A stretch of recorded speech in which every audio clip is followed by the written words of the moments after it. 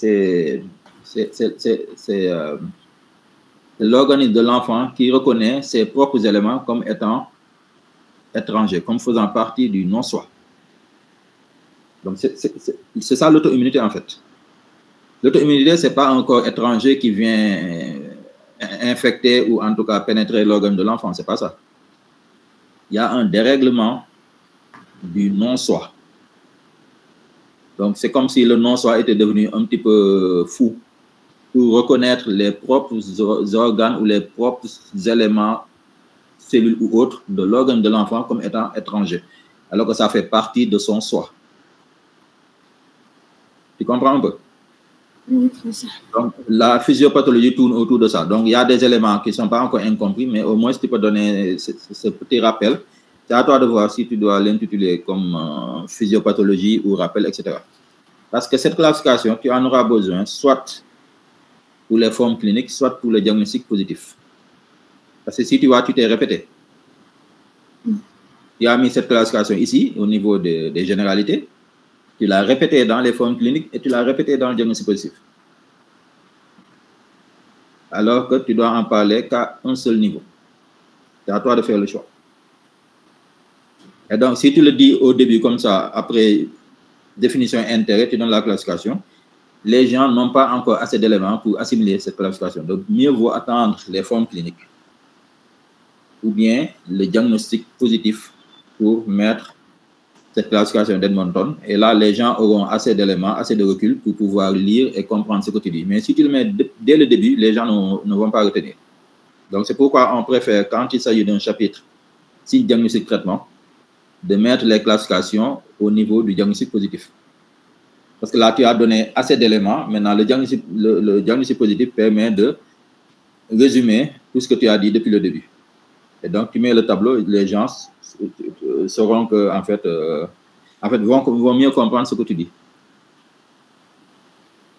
Si tu es d'accord, tu le fais. Si tu n'es pas d'accord, tu ne le fais pas. Mais dans les cours où il y a des classifications, si on a opté pour signe diagnostic traitement comme plan, il faut attendre le diagnostic positif pour mettre la classification à ce niveau-là. Sinon, tu peux anticiper et les mettre dans les formes cliniques. Pour moi aussi, les formes, là où tu l'as mis dans les formes cliniques, ça a sa place parce que ça te permet de donner assez de détails. Mais dans ce cas, tu as pris la forme systémique, arthrite juvénile idiopathique dans sa forme systémique. Tu as opté pour ça au niveau du type de description. C'est bien. Maintenant, dans les formes cliniques, il faut toujours commencer les formes cliniques par les formes compliquées. Pourquoi? Parce que avant d'aborder les formes cliniques, tu as parlé de l'évolution. Donc, l'évolution peut être favorable. Tu donnes les éléments déjà de surveillance et les modalités. Et dans les modalités, tu dis que l'évolution peut être favorable sous tel traitement, etc., etc. Tu fais ton discours sur tout. Et l'évolution est souvent défavorable, marquée par des complications que nous allons voir dans les formes cliniques. Et ça te permet de faire une transition plus simple.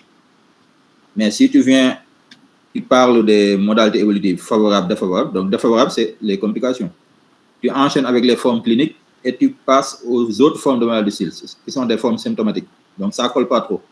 Donc, pour faire la transition, après avoir parlé des formes de l'évolution favorable ou défavorable vers des complications, tu enchaînes avec les formes cliniques sur les complications.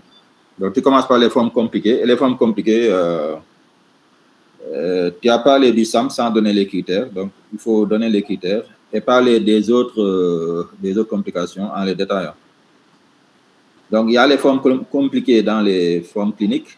Ensuite, tu parles des formes symptomatiques. Et dans les formes symptomatiques, puisque tu as parlé de l'arthrite juvénile idiopathique dans sa forme systématique comme type de description, dans les formes symptomatiques, tu parles d'abord des autres formes d'arthrite juvénile idiopathique systémique ou les autres formes de maladie de style, si tu veux.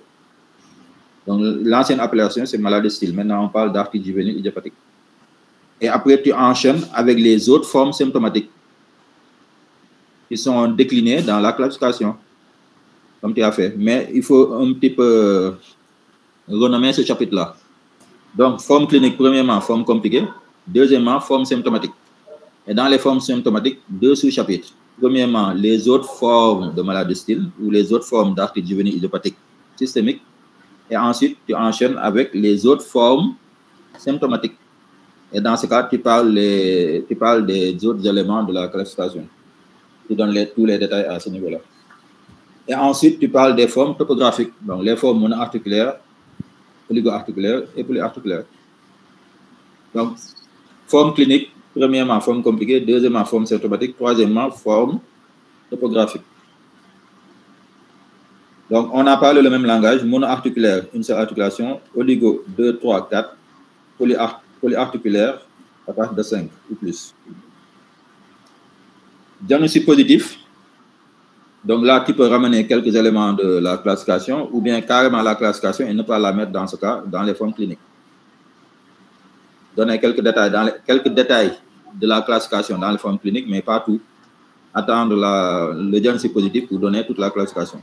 Ou bien en parler au niveau des formes cliniques et diagnostic positif, tu dis, voir critères d'Edmonton. Et là, tu passes.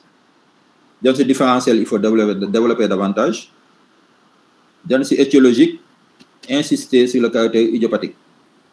Mais dire cependant qu'il y a des éléments qui prédisposent. Parce qu'en fait, n'oubliez pas, ici, arthrite juvénile idiopathique, oui, mais tu peux retrouver l'arthrite juvénile dans d'autres syndromes. Et dans ce cas, ce n'est pas forcément idiopathique. Dans ce cas, il y a une étiologie connue. Donc, faites attention. Quand vous dites idiopathique, vraiment, c'est parce qu'il n'y a pas d'étiologie identifiée.